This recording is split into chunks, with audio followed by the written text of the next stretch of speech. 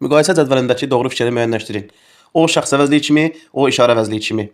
Birinci fikir, mənsubiyyətə görə dəyişmir. Bu hər ikisinə aid fikirdir. Həm o şəxs əvəzliyi, həm də işarə əvəzliyi mənsubiyyətə görə dəyişmir. Ona görə bizim cavab variantımız ola bilməz. Bu aşağıda yazılmalı idi. Növbəti, hər zaman vergüllə işlənir. Düzdür, şəxs əvəzliyi vergüllə işlənir, amma hər zaman yox. Məsələn, özündən sonra feil gələrsə, təsvirlənən feil, əvəzlik gələrsə vergül olmaz. Ona görə bu fikir də səhvdir. Üçüncü fikir. O işarə əvəzliyi yalnız hansı suala cavab verir? Bəli, düzdür, yalnız hansı suala cavab verir? Bu doğru fikirdir.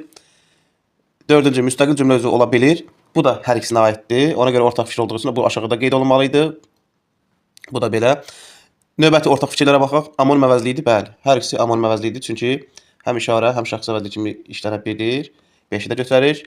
Mübtəda onda çıxış elə bilir. Bu aiddir şəxs əvəzliyinə. Ona görə cavab variantı ola bilməz. Onun üçün də cavabımız oldu nə? 3 və 5 A variantı.